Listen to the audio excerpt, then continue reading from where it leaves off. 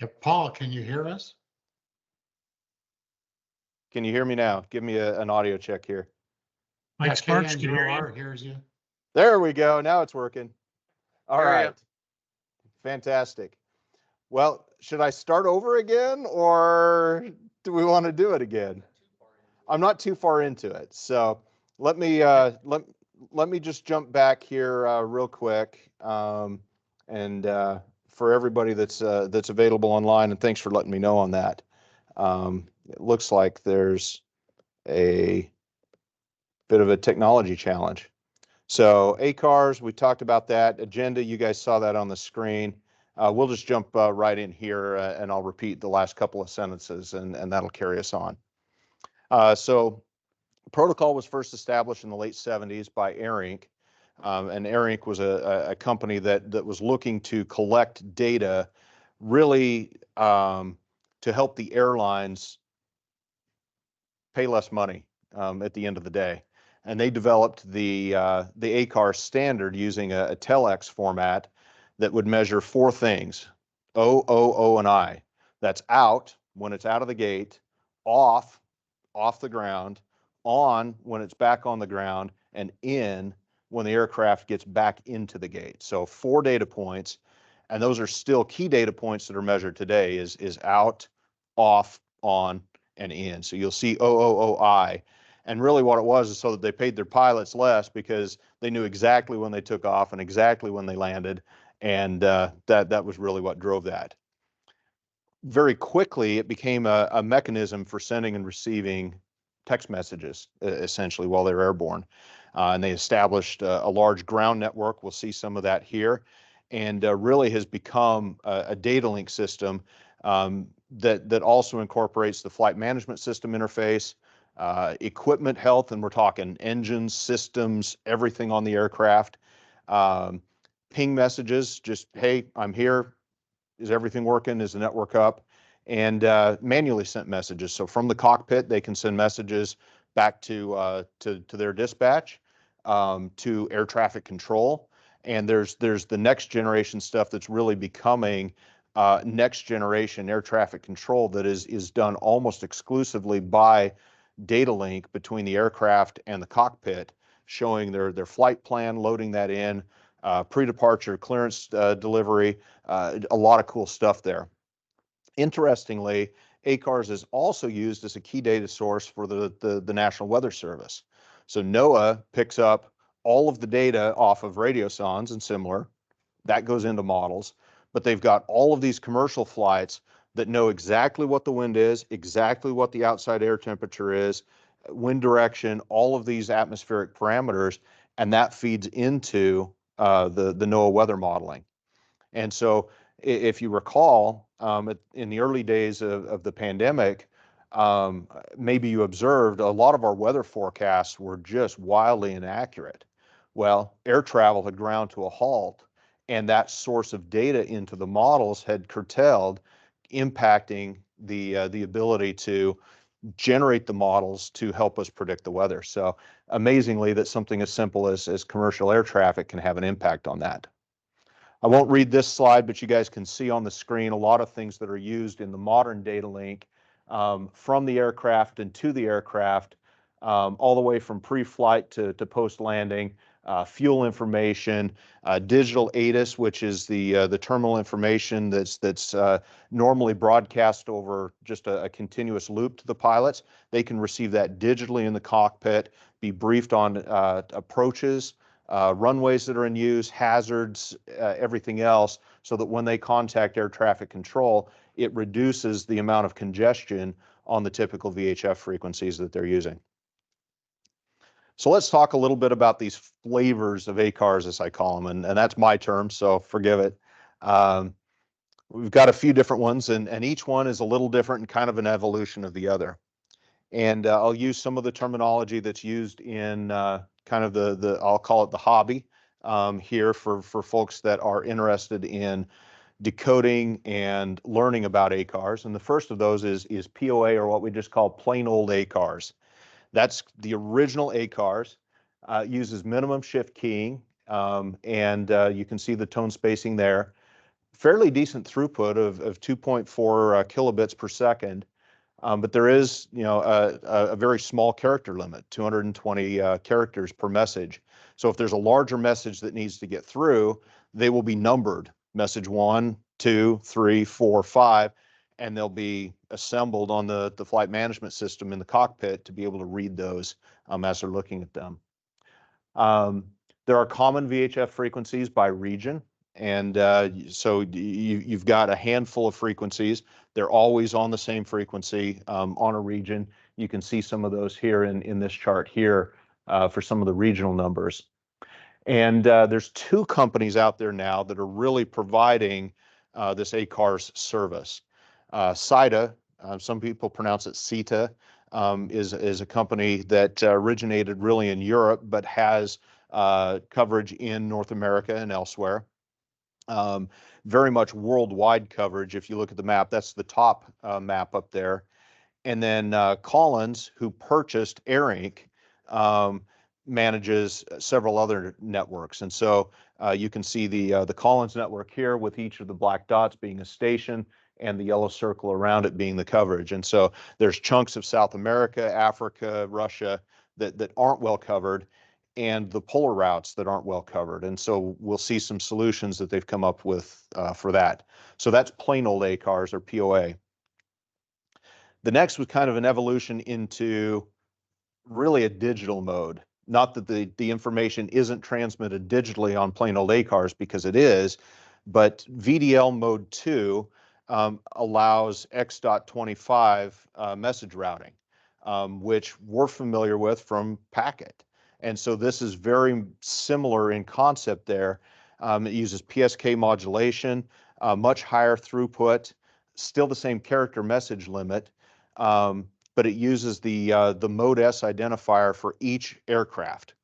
And so if you're familiar, and I know a bunch of you are, with what's called ADS-B, Automatic Dependent Surveillance Mode B, that allows us to see where an aircraft's at, what altitude it's at, airspeed, a bunch of other information.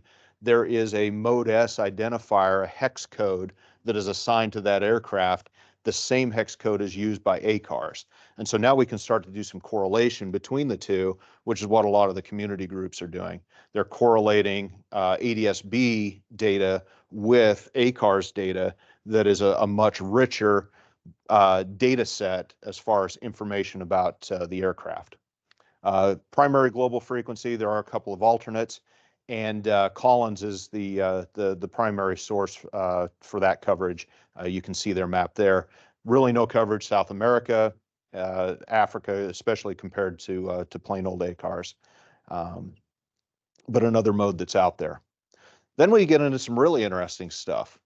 How do you cover polar routes? How do you cover the rest of the world? How do you cover transatlantic stuff? Well, we'll talk about some other options here, but HF becomes one of those. So HF data link, or HFDL, again, using some different forms of PSK modulation, and honestly, not terrible throughput for an HF channel. There are 15 ground stations nationwide. The picture that I've got here is a Collins station in Guam, just to kind of give an idea of what the antennas look like that are there. They do have discrete frequencies for each of these stations, and they have assigned time slots. So they'll only transmit during certain times based upon propagation and other factors there. And this really becomes, you can see the green on the map, really becomes useful for the polar flights. It provides amazing coverage for those, but also covers the transoceanic routes, both Pacific and Atlantic there. I've got a quick sound here. Hopefully it's not too loud for everybody, to give you an idea, if you ever hear it on the HF bands, what it sounds like.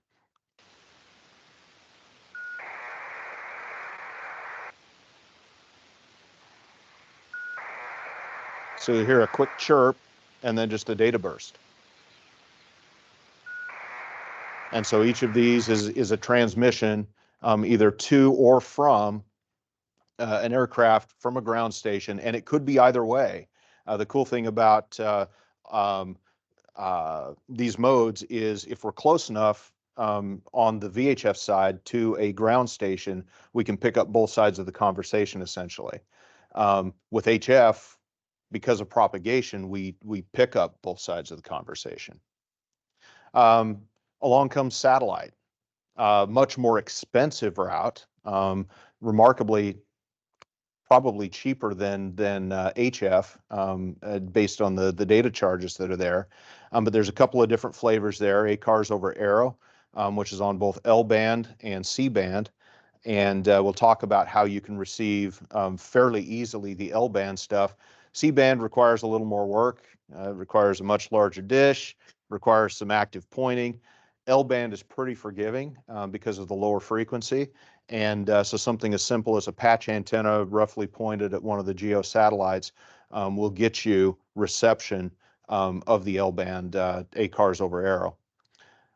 Not the topic of this presentation tonight, but there is also voice that's carried over the Inmarsat satellites that you can actually hear the aircraft speaking back to the ground over the satellite connections as well. And then one that's really kind of emerged in the last little bit here is ACARS over Iridium. It's in the L-band range. The Iridium satellites are in a north-south polar orbit and constantly circling the globe, provide excellent coverage there. It's very interesting data in that it's very bursty. So we'll talk about that a little bit more and some of the challenges that arise over trying to collect and decode that data. But those are constantly overhead and again in the L-band frequency range. So the fun part, receiving and decoding. So what do you need to receive and decode ACARS? It's pretty simple for plain old ACARS and the VDL2 stuff. SDR dongle, about 25 bucks. You need a vertically polarized VHF. Airband would be great, but 2 meters is not too far off. You can get decent results with it. And some open source software, ACARS deck, VDLM2 deck, or dump VDL2. I'm personally running ACARS deck for the plain old ACARS and dump VDL2 for the VDL2 data. And then run that on a Raspberry Pi or better. Ted, you've got a question. Yeah, Linux. This is Linux software here that again, a Raspberry Pi is absolutely capable of handling this. I've got on this given setup here, I've got 2 SDRs hooked into a Raspberry Pi and feeding that in. One to cover the plain old ACARS and the other to cover the VDL2. The reason that I'm using 2 SDRs in that setup is because the frequency span is wide enough. We're about 131 meg on our, yeah, I think that's right. 131 meg on the plain old ACARS, 136 on the VDL2, and it's outside what a single SDR, RTL SDR dongle can cover on its own. If you had a more expensive SDR like an AirSpy, you could absolutely do that. AirSpy is way overkill for this purpose. There's no need for it. So just add a couple, up to about 3 SDR dongles, a Raspberry Pi 4 will handle. I don't have any experience with the Raspberry Pi 5. On the HFDL side, you need something that's capable of receiving HF. The AirSpy is very well supported. There are others that will use the SDR Play. The SDR Play, unfortunately for us who experiment, does not have an open source community around it, and they don't release their code to the community to be leveraged. And so what you end up with is kind of flaky drivers that really aren't well supported for this type of application. Works great for other applications, not knocking the SDR Play at all, but for this application, it's not as well suited as the AirSpy. You do need a wideband HF antenna, so something like a T2FD would be ideal, or something that is multi-band, really from 5.5 to 22 meg. They've got a series of discrete frequencies. Again, each one has a time slot associated with it, but something that's capable of being tuned on that basis and then basically you're just scanning the frequencies with the AirSpy. Software that I'm currently running is the dump HF DL software, and a Raspberry Pi will absolutely handle it. So you don't need a lot of computing power for the basic ACARS stuff, either POA or VDL2 or the HFDL stuff. Jumping into the satellite stuff, we have to start upping our game a little bit here. So for the ACARS over Aero, an RTL SDR dongle will absolutely still work, but now we need an L-band antenna. And because of the length of run, typically, you're going to need to have an active antenna. There are some options to do it otherwise. Stick the receiver up at the antenna, but the easiest way to do it is to run an active antenna. A very low loss coax would also be suitable there. There's a couple of programs out there that will work. One is JAero, the other is SatDump, and I'm currently running JAero on Linux.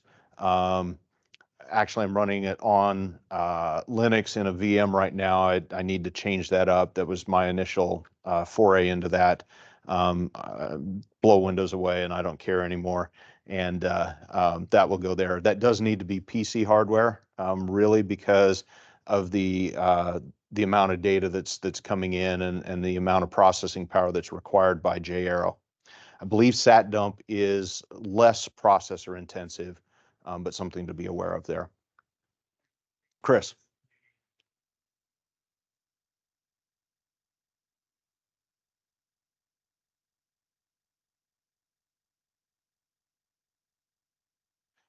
Yeah, so Chris's question for those that are online is, would an ESP32 board work to decode? And I don't believe it would. I don't think it has the processing power for it. Yeah. Now, if you had something up there and were using the ESP32 to remotely see it, then or transfer data, you could do that. Really use it as kind of a data link between the two, perhaps. But I think there's other options, using Wi-Fi or that sort of stuff. Really, once you get it onto one of the aggregator sites, the data becomes then available for you to access just through a web browser. So that's the option. Now you can choose, and we'll talk about this here, you can choose to keep all this data locally, plot it and do, but there's real value in sending it out to the aggregation sites. Great question. Then we get into the Iridium space, and ACARS over Iridium is all kinds of fun. You do need really a very broadband, high quality SDR. The AirSpy is your best option there. You do need an Iridium specific antenna because there's a very narrow slice there. The one that I've got looks like one of the old school plastic pepper shakers that you used to see at Scout Camp. It's made by Talisman. It's about $200, but it's a little teeny tiny guy, and it works phenomenally well on Iridium. But it's an active antenna. You run bias up it. My feelings of bias tees previously, use an external bias tee, don't run the bias tee off of your SDR, and it'll work great. The software for that is Iridium Toolkit, and you do need to be running that on a PC, a little bit higher spec PC. So I am running it on a NUC, I think it's an Intel 5105, so it's not a super high spec processor, but it's the only thing that's running on that box. And so the data on Iridium, interestingly, is very bursty. It's very short bursts of data, and so you need an SDR that's capable of listening to a swath of spectrum wider than most of the others, with good specs and the processing power to be able to keep up with those data bursts, to identify what's there, decode it if it's ACARS. There's a lot of other stuff on the Iridium network that we're not listening to or playing with. We're just listening to and decoding the ACARS piece. So that's the reason for the little higher PC spec, for running a PC with Linux on it, and the AirSpy SDR receiver there. So I want to highlight just some sample messages, and these are some that I just pulled over the last couple of nights as I was putting this presentation together. So these are off of my feeder station. screenshots from the airframes.io website. I'll mention that here in a minute. And just to give you some examples here, so I pulled up ADS-B as well. So this is a flight, is it Rouge? I think it is, Canadian, kind of a cheap airline up there. Flight 1705. And what we can see here is here's its tail number, Charlie Foxtrot Zulu Uniform Golf, the flight number, which matches what we see up here, and the H1 label tells us it's a position report. The rest of this is just me, my feeder station, and information there, the frequency that I decoded it on. And what we can see here is that it's a position report. We know that it happened at 01:45:30 on the 4th of April of 24. This is its departure airport, Charlie YYZ, which is Toronto Pearson. And we know that its arrival airport is KLAS, so it's headed to Las Vegas. And so this is where this becomes more powerful than what we typically see just with ADS-B. ADS-B relies on other data sources to import flight numbers, destinations, origin and destination information. That's coming from a database. They have to pay for it. There's restrictions sometimes on what can be displayed, but the raw ACARS messages, as it's got its position reporting there, includes all of this information. And so for flights that you'll see, and I'm using here airplanes.live, they're a community aggregator site. The reason that I use them is that they're getting directions, all good. No, all good, all good. So the reason that I use them is that they're not for profit, they're community organized and open to the community there.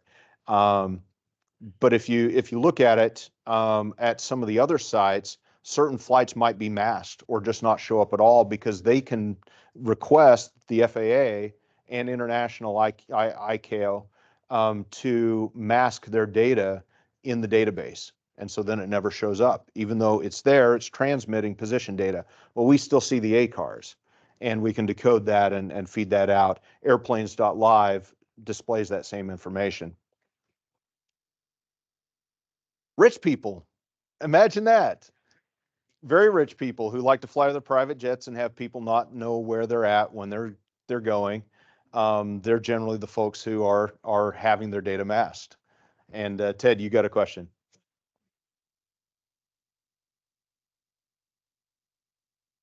Yes. So it would be this would be limited then to 220 total characters, or it would be broken up into sequential messages, and it would indicate message numbers there. A little more information here. We know this is its route. This is O'Neill, Nebraska. I forget what SNY is. And then it's got a fix out over Colorado and a fix out over Utah. And so what we've got now is also not only origin and destination, but from where it's at currently, additional route information that it's going to follow. So not only do we know where it's been based on ADS-B, we know where it's going to go, which is another advantage of ACARS there. We know that when they get to Las Vegas, they're planning to use the Chow 2 arrival, which, if you're familiar with instrument procedures, is a very specific published instrument arrival procedure. And it will tell them where they need to be at certain times, or at certain points, and a particular arrival into the Las Vegas International Airport there. We know that they're planning to use the approach, the ILS Zulu 26 left approach to the airport, in addition to the arrival procedure here. And then their final fix for this is Prino, which is just out over Lake Mead. That's their arrival point, if you will, to begin the instrument arrival procedure there. Some additional data here, and again, destination headed to 26 left, and some additional data that's there. We see that there's no decoding, so this is just from experience and knowing what it's telling us.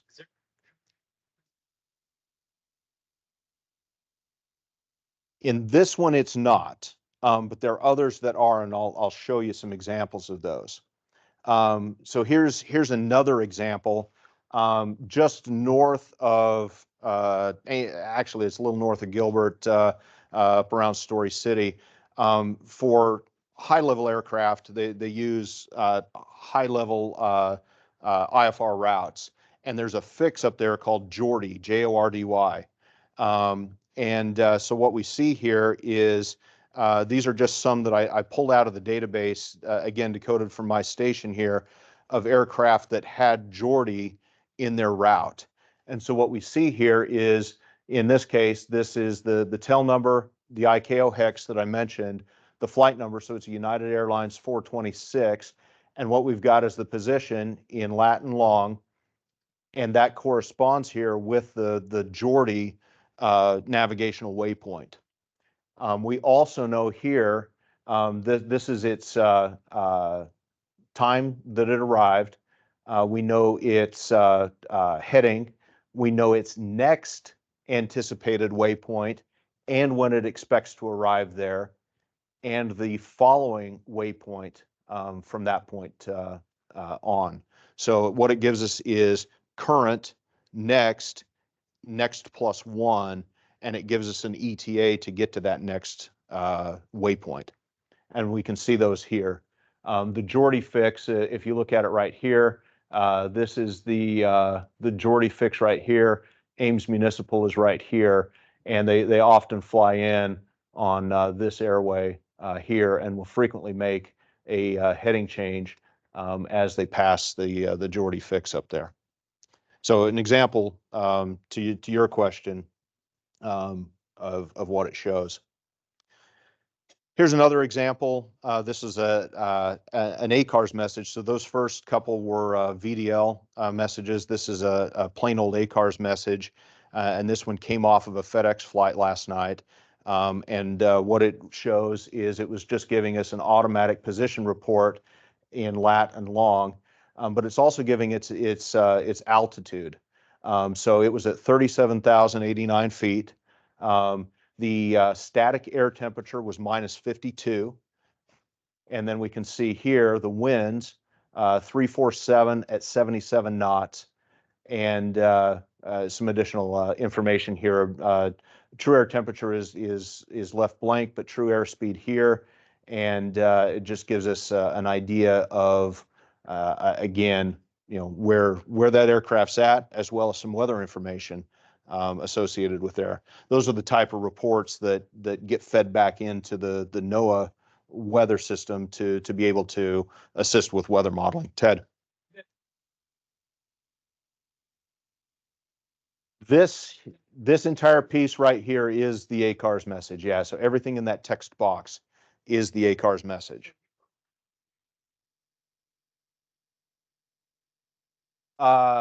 Yes, so it correlates here. We know that we know who it is, but this is fed from the database. Yeah.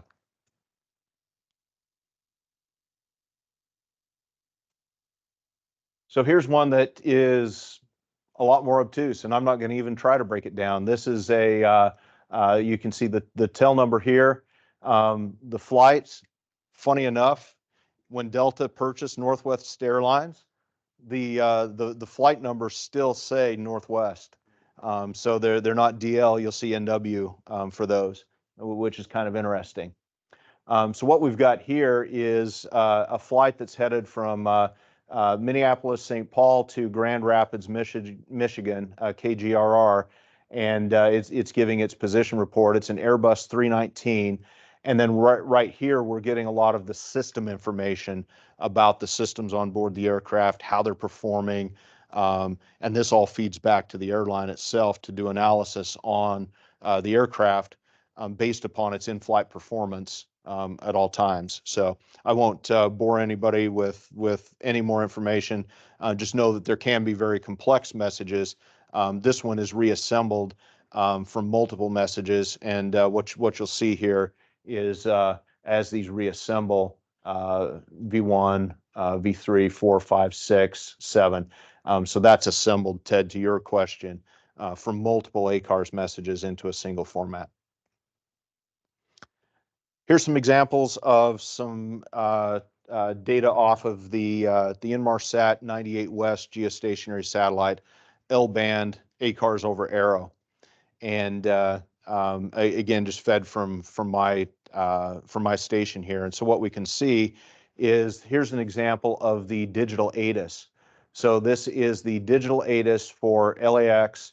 They sequentially letter them. So you'll start, when they first issue, Alpha, Bravo, Delta through. So this is information Juliet.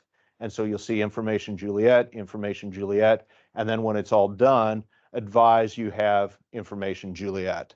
And so that's the same information that you would hear broadcast over the air if you tuned into the ATIS frequency for LAX, except that it comes now digitally into the cockpit. And so you can see all of the information here. This is a special ATIS. It gives information about the weather. It tells us about the approaches that are in use. If you need to push or taxi, contact ground on 121.75. It tells us about changes to the ground and the layout, bird activity in the vicinity of the airport, and include your call sign and all readbacks. Imagine that. They got to tell pilots to do that still. Another example here, and this one's kind of cool. This one comes from a airport in Brazil. So SBGR is one of the airports in Rio, and so we see here that this is an arrival ATIS Victor. Expect ILS Yankee, runway 10 right approach, landing 10 right, departing on 10 left, tower at 135.2. All the information that you need, again, if you're arriving into that airport. We see the tail number here in the message, and all of the information, again, that's necessary to kind of prep you for your approach into that. And that was all received from my station here in Ames for aircraft that are globally listening. I've got this one pointed at the Inmarsat 98 West geostationary satellite, but there are others, 4 in total, that cover the globe. Just an example of what you can decode.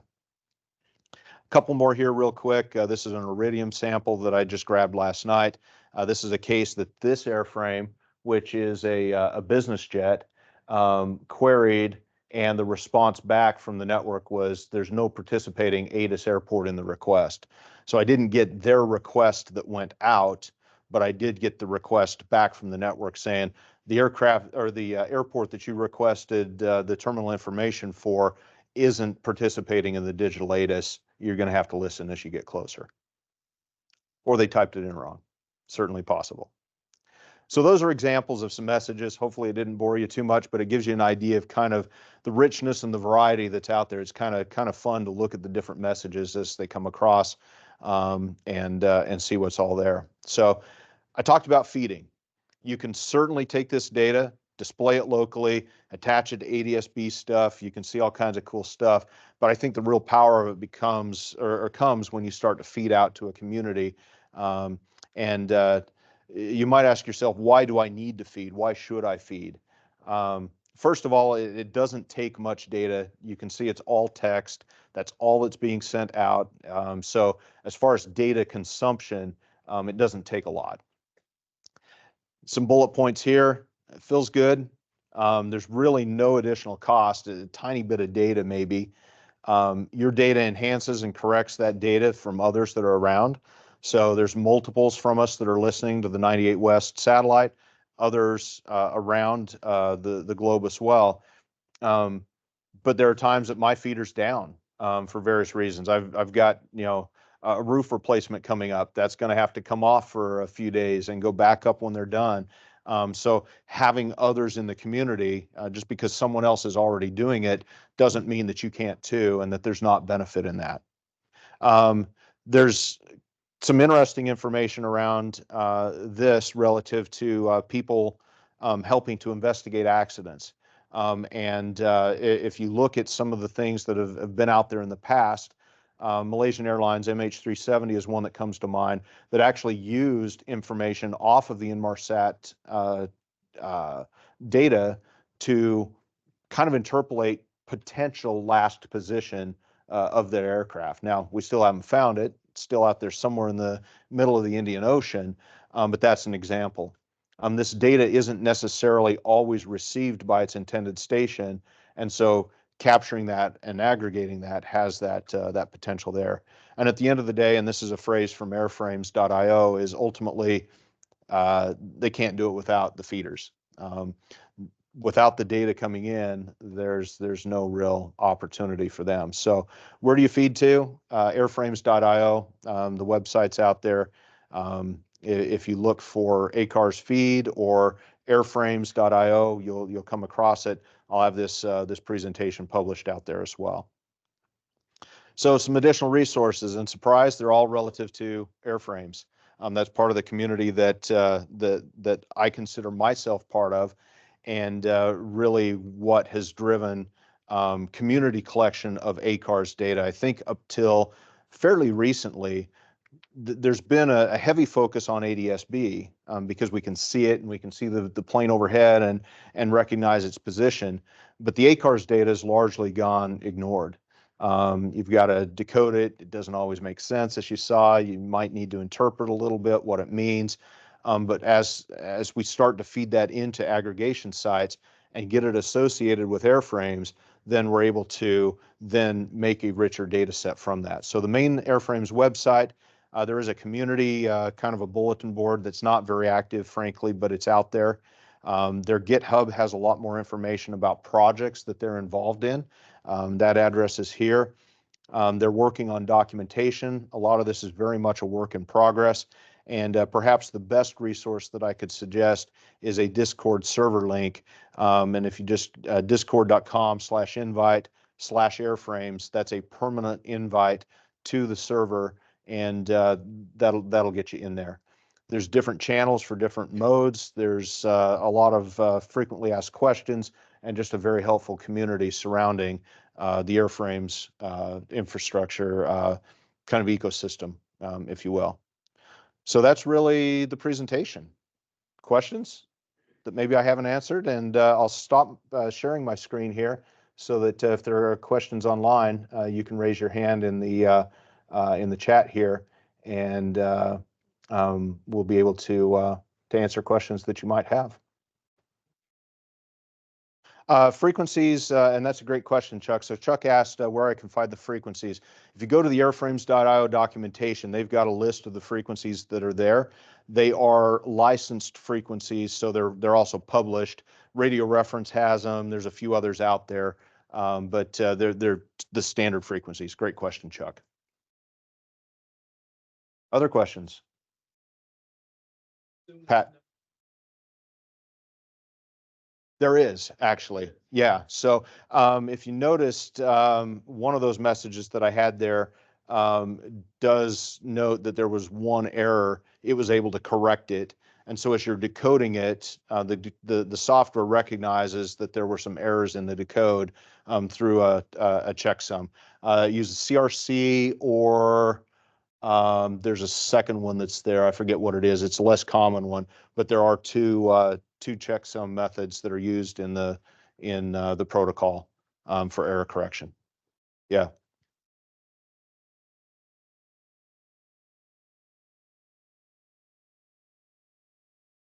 Yeah.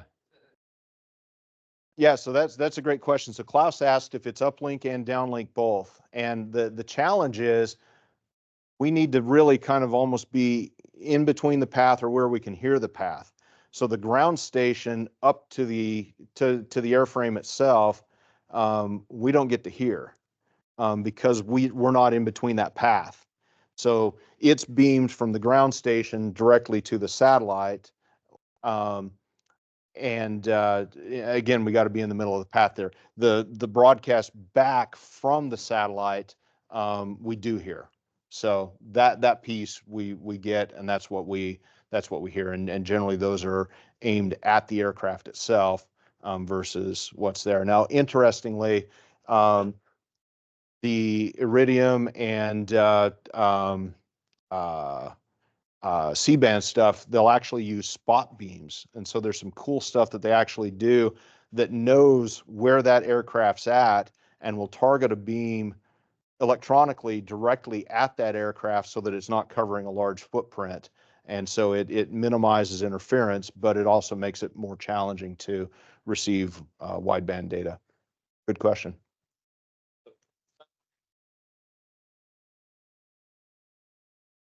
Yes. Yeah, it's all on that. It's all on L band here. There is also C band stuff that's out there. The C band tends to be mostly you'll see a little on L band, but mostly what they call ADS-C or ADS contract. Essentially, what it does is it blocks out a chunk of airspace for that aircraft for a given period of time, and it's all theirs allocated to them unless there's a deviation beyond limits. And they'll continue to do that as they cross the ocean generally, um, uh, because there's no air traffic control giving them direct information there. Yeah. Other questions? All right. Yeah.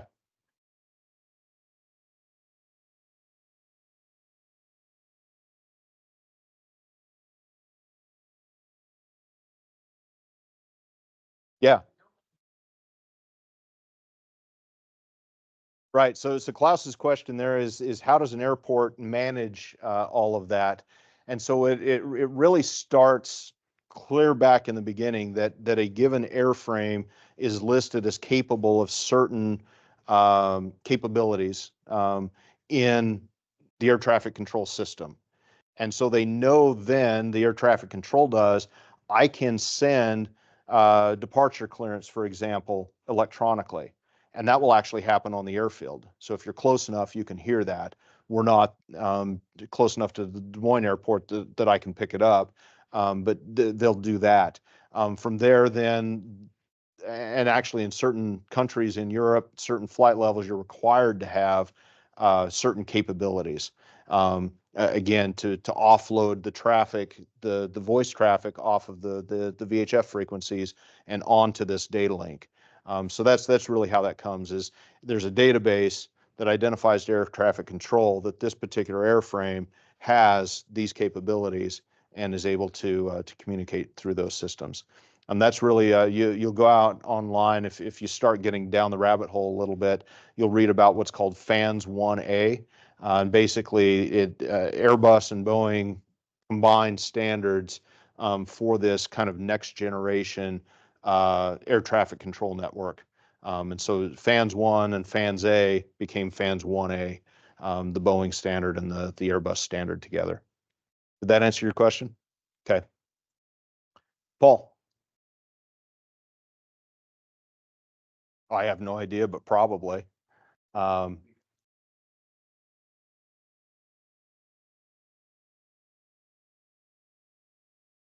yeah. Yeah, so Paul's question is NORAD using this? And I say probably. I mean, there's probably not much that they're not listening to. Um, Most of their surveillance is radar that they're concerned about, but this data is there. It's being broadcast. I'm sure someone's listening to it.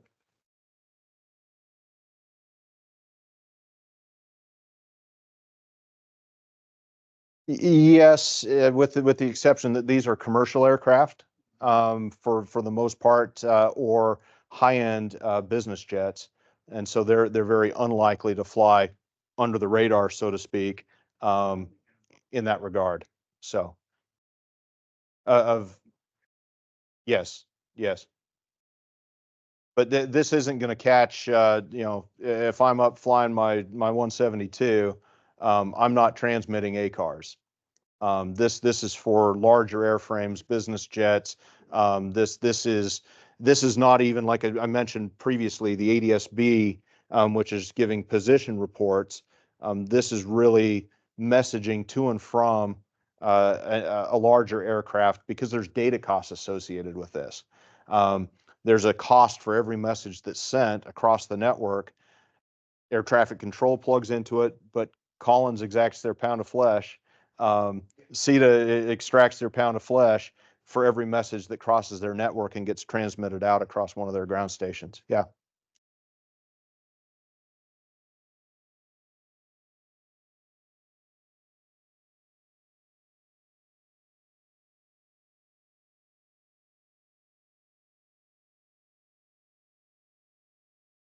Yes. No, absolutely. And with Malaysian Airlines, the comment was about MH370. Interestingly, the Inmarsat data that was used to give a last approximate position was kind of the backup to the backup to the backup that could never be turned off, and provided pings, no data, no position, but just keep alive pings that they were able to then interpolate, you know, time of arrival and you know, that sort of thing, so that they could provide an approximate last position that they knew of based upon that data. So obviously we still haven't found it. It's out there somewhere, but just some examples. So